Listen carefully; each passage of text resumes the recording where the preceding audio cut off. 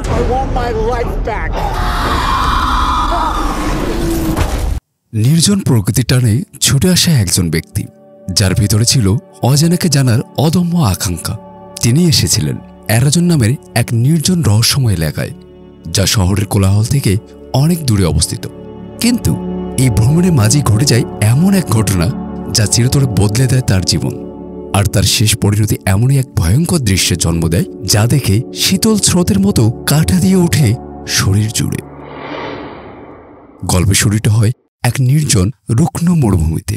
সেখানে দেখা যায় একটি ছোট শিশু একা একা ঘুরে বেড়াচ্ছে, কিন্তু সবচেয়ে ভয়ের বিষয় ছিল শিশুটি নিজের হাতে ধরে আছে এক কাটা আঙ্গুল, যেন সেটাই তার খাবার। এমন এক ভয়ানক দৃশ্যই গল্পের সূত্রপাত। এরপর পরিচয় হয় উইন্ডম স্টোন নামের একজন অভিযাত্রীর সঙ্গে। তিনি এসেছেন তার ক্যামেরা ও প্রয়োজনীয় সরঞ্জাম নিয়ে। এই অ্যারাজনেই আজ ছিল একটি বিরল সূর্যগ্রহণ। উঁচু জায়গায় উঠে সেই দুর্লভ দৃশ্য ধারণ করেন তিনি। জায়গাটি এতটাই দূরে ছিল যে তার সামনে যে রাস্তা দিয়ে তিনি এসেছিলেন সেটির আর কোনো শেষ ছিল না। ঠিক এখানেই শেষ। সূর্যগ্রহণের রেকর্ডিং শেষ করে উইন্ডম যখন সন্ধ্যার ঠিক আগে নিজের গাড়ির দিকে ফিরছিলেন, তখনই হঠাৎ রাস্তার মাঝখানে দেখতে পান এক ছোট ছেলেকে, কাদায় ভেজা, স্তব্ধ হয়ে দাঁড়িয়ে। উইন্ডম প্রথমে অবাক হয়ে পড়ে। ছেলেটি কাঁদতে কাঁদতে বলে, আমি আমার বাবা মাকে খুঁজে পাচ্ছি না। উইন্ডম আশপাশে খুঁজে দেখেন কোনো অভিভাবক আছেন কিনা, কিন্তু কাউকে তিনি খুঁজে পান না। কিছুক্ষণ দ্বিধার পর তিনি সিদ্ধান্ত নেন ছেলেটিকে নিজের সঙ্গে নিরাপদ জায়গায় নিয়ে যাবেন। কিন্তু সেই ছেলেটি উল্টো দিকে যেতে শুরু করে আর বলতে থাকে, আমার বাবা মা ওই দিকে থাকতে পারে। এরপর উইন্ডম না চাইতেও তার পিছু পিছু যেতে হয়। সে পিছন থেকে তাকে থামার জন্য বলছিল যে এই দিকে কিছুই নেই, কিন্তু সেই ছেলেটা চলতে চলতে অনেক দূরে নিয়ে আসে তাকে। তারপর হঠাৎ সে একটা জায়গায় থেমে যায় আর তার কাছ থেকে উইন্ডম একটু জল চায়। তারপর হঠাৎ বাচ্চাটি অদ্ভুত হাসি হাসতে হাসতেই সেখান থেকে দৌড়ে পালিয়ে যায়। তাকে দেখে এমনটা মনে হচ্ছিল যে সে তাকে ইচ্ছা করেই এখানে নিয়ে এসেছে। এখানে উইন্ডম নিজের সিদ্ধান্ত পাল্টে নেয়, কারণ সে এখন বুঝতে পেরেছিল যে সে তার পিছনে এসে মস্ত বড় ভুল করে ফেলেছে, আর এখন খুব শীঘ্রই অন্ধকার হতে চলেছিল। সে তার গাড়ি থেকে এতটা দূরে চলে এসেছিল যে সে অন্ধকারে চলতে থাকে তাহলে সে রাস্তা হারিয়ে ফেলবে। আর এই অ্যারাজনের এলাকাটি দিনের বেলায় যেমন তীব্র গরম থাকে, রাতে ঠিক তার উল্টোটা, প্রচণ্ড ঠান্ডা হয়ে যায়। সে নিজের সাথে কোনো গরম পোশাক নিয়ে আসে না, সেই জন্য সে নিজেকে গরম রাখার জন্য পাথরের নিচে আশ্রয় নেওয়ার চেষ্টা করে। কিন্তু এত ঠান্ডায় ঘুমানো অসম্ভব ছিল। হঠাৎ কিছুক্ষণ পর উইন্ডম আওয়াজ শুনতে পায়। আওয়াজকে ফলো করতে করতে সে খাদের কিনারায় গিয়ে পৌঁছায়। অবাক করা ব্যাপার হলো, এই নির্জন এলাকায় সে অনেক গভীরে একটা ঘর দেখতে পায়। সেখানে একজন মহিলা ছিল যে কিনা গুনগুন করে গান গাইছিল, এবং সেখানে যাওয়ার জন্য একটি সিঁড়ি লাগানো ছিল। উইন্ডম সেই সিঁড়ি দিয়ে ধীরে ধীরে নিচে নামতে শুরু করে। এরপর সে নিচে পৌঁছে সে ঘরের দরজায় নক করে, কিন্তু কেউ বাইরে আসে না। সেজন্য উইন্ডম নিজেই ঘরের মধ্যে প্রবেশ করে। সে মহিলা ঘরের মধ্যেই ছিল, কিন্তু সেই মহিলা উইন্ডমের হঠাৎ এমন ভাবে ঘরে প্রবেশ করায় ঘাবড়ে যায় না। সে তাকে কিছুই বলে না, যেন সবকিছু নর্মাল ছিল। উইন্ডম তাকে বলে, আমি এখানে হারিয়ে গিয়েছি, আমার কিছু সাহায্যের দরকার। আপনার কাছে যদি কোনো ফোন থাকে তাহলে আমাকে দিন, আমি কল করব। মহিলাটি তবুও চুপ থাকে। মহিলা সেই সময় নিজের জন্য ডিনার বানাচ্ছিল। এরপর সে উইন্ডমকে বলে, চলে আসো, খাবার খেয়ে নাও। তার কথা মেনে নেওয়া ছাড়া উইন্ডমের অন্য কোনো উপায় ছিল না, কারণ বাইরে প্রচন্ড ঠান্ডা ছিল। তাই উইন্ডম সেখানে এসে খাবার টেবিলে বসে পড়ে, কিন্তু খাবার খায় না, বরং উইন্ডম তার কাছ থেকে একটু জল চায়। উইন্ডম তাকে জানায় যে সে একটা ছেলেকে সাহায্য করতে চাইছিল, কিন্তু সে তাকে এই জায়গায় নিয়ে আসে, আর সে এখন তার রাস্তা হারিয়ে ফেলেছে। কিন্তু সেই মহিলা, যার নাম এলেনা ছিল, সে তাকে বলে, তোমার এখন শুয়ে পড়া উচিত। এখানেও একটু অবাক হয়ে যায় যে এই মহিলা একমাত্র অজানা ব্যক্তিকে এত সহজে নিজের ঘরে থাকতে দেওয়ার জন্য রাজি হয়ে গেল। কিন্তু উইন্ডমের কাছে আর কোনো অন্য উপায় না থাকার কারণেই সেখানে রাতটা কাটানোর জন্য রাজি হয়ে যায়। এলেনা এক অদ্ভুত রকমের মহিলা ছিল, না হলে কেন কেউ এই নির্জন জায়গায় একা বসবাস করতে চাইবে। এরপর রাতে সে উইন্ডমের সামনেই কাপড় খুলে নিজেকে পরিষ্কার করতে থাকে। পরের দিন সকালে উইন্ডম নিজের জিনিসপত্র গুছিয়ে সেখান থেকে বেরিয়ে আসে। সেই সময়ে এলেনা ঘুমাচ্ছিল। সে তার জন্য কিছু টাকা রেখে দিয়ে চলে যায়। বাইরে আসার পর উইন্ডম দেখে যে সিঁড়ির সাহায্যে সে কাল রাতে নিচে এসেছিল সেটা এখন সেখানে ছিল না। এই জায়গাটা খাদের অনেক গভীরে ছিল, আর সেটা চারদিকে পাহাড়ে ঘেরা ছিল। আর উইন্ডম এখন এখান থেকে বের হওয়ার অন্য কোনো রাস্তা খুঁজে পাচ্ছিল না। উইন্ডম কিছুই বুঝতে পারছিল না যে এসব কি হচ্ছে তার সাথে। এরপর সে এলেনার কাছে গিয়ে জিজ্ঞাসা করে যে এখানে নিচে যে সিঁড়িটি ছিল সেটা কোথায় গেল, যার মাধ্যমে আমি উপরে উঠেছিলাম। কিন্তু এলেনা তার কথার কোনো উত্তর সহজভাবে না দিয়ে বলে আমি জানি না যে সেটা কোথায় গিয়েছে। তারা কখনো কখনো সেটা এখানে রাখে, আবার কখনো কখনো সেটাকে সরিয়ে নেয়। তখন উইন্ডম তাকে জিজ্ঞাসা করে এখানে কি আরো কোনো লোক আছে, যেটার উত্তরে এলেনা কোনো জবাব দেয় না। এরপরেই উইন্ডম আশেপাশের কিছু ফটো তুলতে থাকে। সেখানে পাথরের গায়ে অদ্ভুত ধরনের কিছু পেন্টিং আঁকা ছিল। এরপর উইন্ডম সেখান থেকে বের হওয়ার চেষ্টা করতে থাকে, কিন্তু পারে না। তারপর বাধ্য হয়েই তাকে আবার সেই রাত সেই ঘরের মধ্যে কাটাতে হয়। পরের দিন সেই ঘর থেকে হাতুড়ি আর কিছু কাপড় উইন্ডম নিজের হাতে জড়িয়ে নেয়, কারণ দিনের বেলায় পাথরগুলো প্রচুর গরম হয়ে থাকে, যার কারণে সেই পাহাড়ে চড়া অসম্ভব ছিল। যদিও সে অনেক চেষ্টার পর কিছুটা উঁচু পর্যন্ত চলে গিয়েছিল, কিন্তু হঠাৎই সে উপর থেকে কিছু ছেলের আওয়াজ শুনতে পায়। সে যখন উপলক্ষ্য করে তখন হঠাৎ কেউ শুকুরের কাঠা মাথা নিচে ফেলে দেয়। এর ফলে উইন্ডমের মনোযোগ নষ্ট হয়, আর শেষে সেই উঁচু জায়গা থেকে নিচে পড়ে গিয়ে অজ্ঞান হয়ে যায়। সে পুরো দিন সেখানে সে অজ্ঞান হয়ে পড়েছিল। এরপর রাতে যখন তার জ্ঞান ফিরে আসে তখন সে যন্ত্রণা চিৎকার করতে থাকে, কারণ তার হাতে থাকা হাতুড়ি পায়ে গেঁথে গিয়েছিল। এর ফলে সে খুবই আহত হয়ে গিয়েছিল। কিন্তু অদ্ভুত ব্যাপার হলো এই যে এলেনা পুরো দিন তাকে সাহায্য করার জন্য আসে না। এরপর তাকে এত যন্ত্রণার মধ্যে দেখে অবশেষে এলেনা তাকে সাহায্য করার জন্য তার পায়ের মধ্য থেকে হাতুড়ি বের করে দেয়। এরপর দুদিন ধরে উইন্ডম বিছানাতেই শয্যাশায়ী হয়ে পড়েছিল। এরপর যখন তার অবস্থা আগের থেকে একটু ভালো হয়ে যায় তখন উইন্ডম আবার সেখান থেকে বের হওয়ার চেষ্টা করতে থাকে। উইন্ডম সাহায্যের জন্য চিৎকার করতে থাকে, যদি কেউ উপরে থাকে তাহলে সে যেন তাকে সাহায্য করে, কিন্তু কেউ আসে না। এরপর সে রেগে গিয়ে এলিনাকে ঘর থেকে টেনে বের করে নিয়ে আসে আর জিজ্ঞাসা করে এখানে এসব কি চলছে, আমাকে বলো তোমরা সবাই কারা। তখন এলেনা ঘাবড়ে যায় আর তাকে বলে আমি তোমার খেয়াল রাখতে পারি, তোমাকে খাবারও দিতে পারি। তখন রেগে গিয়ে উইন্ডম বলে আমার এসব কিচ্ছু চাই না, আমি আমার আগের জীবনে ফিরে যেতে চাই। এরপর এলেনা তার কাছে আসার চেষ্টা করে। তখন উইন্ডম এলেনাকে তার কাছ থেকে যাওয়ার জন্য বলে। কিছুক্ষণ পর উইন্ডম যখন ছায়ায় বসেছিল তখন উপরে একটা ছেলে আসে আর তাকে জিজ্ঞাসা করে হ্যালো বন্ধু, তোমার কি কিছু সাহায্যের প্রয়োজন। সেই ছেলেটাকে দেখার পর উইন্ডম খুব খুশি হয়। সে বলে আমি এখানে ফেঁসে গিয়েছি, তুমি কি আমাকে এখান থেকে বের করতে সাহায্য করবে। তখন সেই ছেলেটা বলে হ্যাঁ কেন নয়। তখন উইন্ডম বলে তুমি কি দড়ি এনে আমাকে এখান থেকে বের করতে পারবে।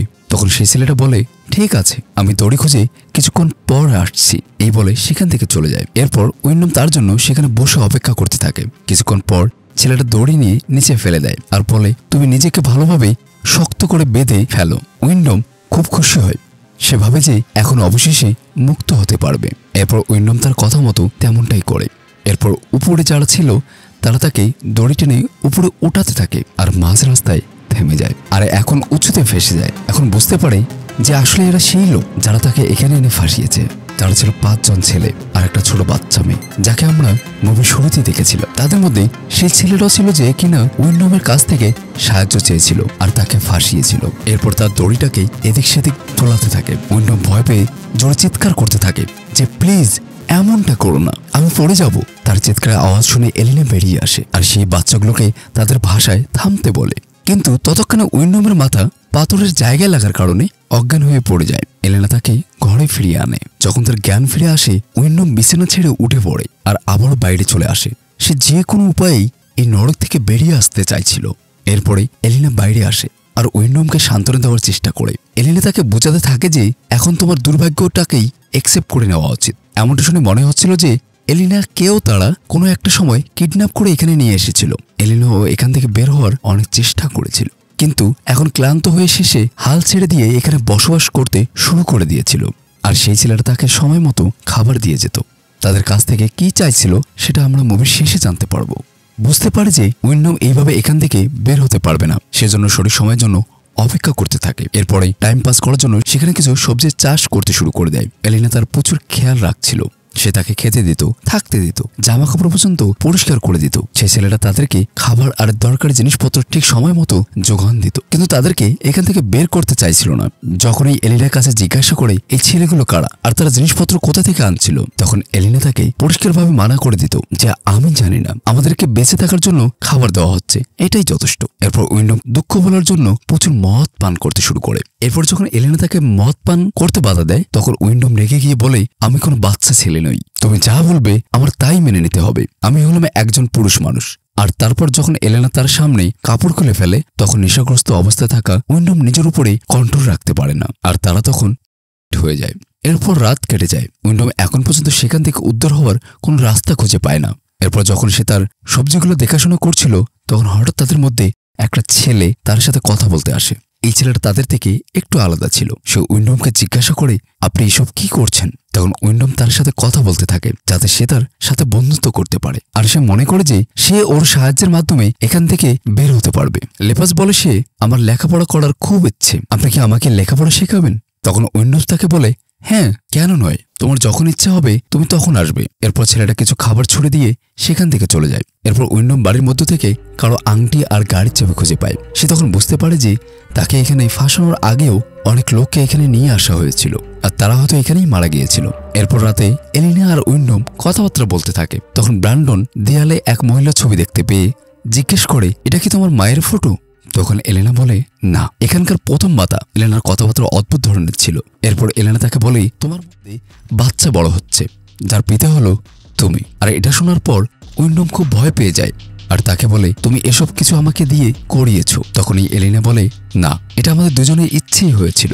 যাই হোক, পরের দিন সকালে সেই ছেলেটা আবার তার কাছে আসে আর বলে, আপনি কি আমাকে আজ কিছু শেখাবেন? কিন্তু তখন উইন্ডম তাকে বোঝাতে থাকে যে দেখো, এখানে এত নিচ থেকেই আমি তোমাকে কিছু শেখাতে পারবো না, তুমি বরং আমাকে এখান থেকে বের করো, তারপর আমি তোমাকে শেখাবো। আমরা এখান থেকে অনেক দূরে চলে যাব, যেখানে আমরা পরিবারের মতো বসবাস করব।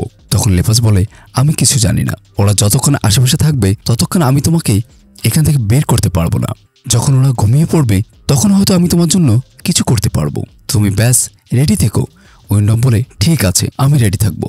তখন হঠাৎ অন্য ছেলে সেখানে এসে পড়ে আর লেপাসকে সেখান থেকে জোর করে নিয়ে যায়। এদিকে উইন্ডম এলেনাকে নাকি পছন্দ করতো না, কিন্তু নিচে সেই হলো তার একমাত্র সাথী।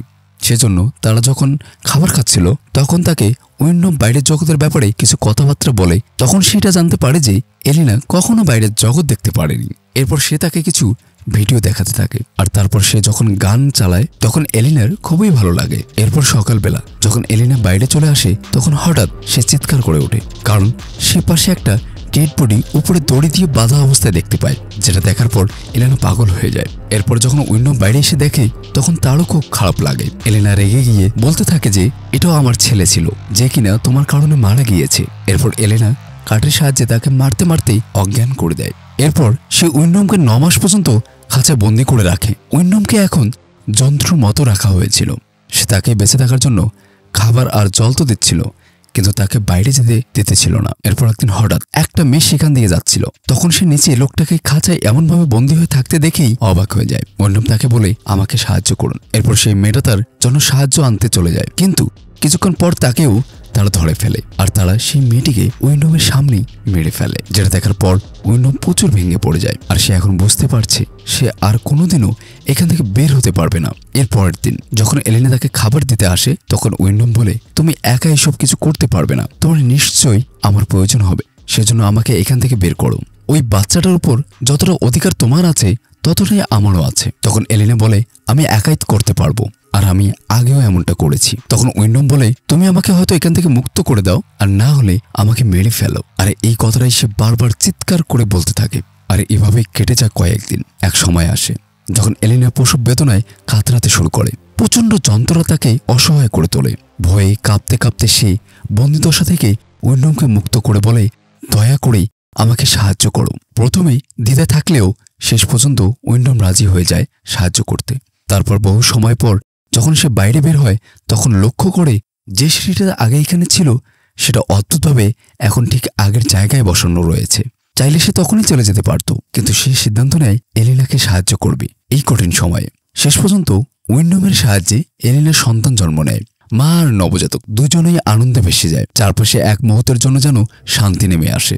কিন্তু হঠাৎ করে সেই শিশুটির মতো দেখতে একটা ছেলে পিছন থেকে এসে ঝাঁপিয়ে পড়ে উইন্ডমের উপর এবং আচমকা তার গলা কেটে দেয় আর তাকে চিরতরে শেষ করে ফেলে। রক্তে ভেসে যেতে যেতে উইন্ডম শুনতে পায় ছেলেটি বলছে, আমরা সব করেছি শুধু তোমার জন্য মা। এ কথা শুনেও এলিনা নীরব থাকে, এক ফোঁটাও চমকে না। তাতেই স্পষ্ট হয়ে যায় এলিনা আদৌ কি বন্দী ছিল? না, বরং এই ভয়ানক পরিকল্পনার মূল নাট্যকার ছিল সে। এরপর গল্প এগোয়। কয়েকদিন পরের দিকে দেখানো হয় এলিনা তার সন্তানের খুব যত্ন নিচ্ছে, একদম শান্ত স্নিগ্ধ মুখে। আর অন্যদিকে সেই জায়গায় পড়ে থাকা উইন্ডমের মরদেহ পচে গলে এক ভয়ানক দৃশ্য তৈরি করছে। আর এই ভয়াবহ ও অপ্রত্যাশিত সমাপ্তির মধ্য দিয়ে গল্পটি শেষ হয়। এমন একটি কঠিন পরিস্থিতি আপনাদের সাথে হলে আপনারা কি করতেন? অবশ্যই কমেন্ট করে জানাতে ভুলবেন না। সবাই সুন্দর থাকুন, সবার জীবন সুন্দর হোক।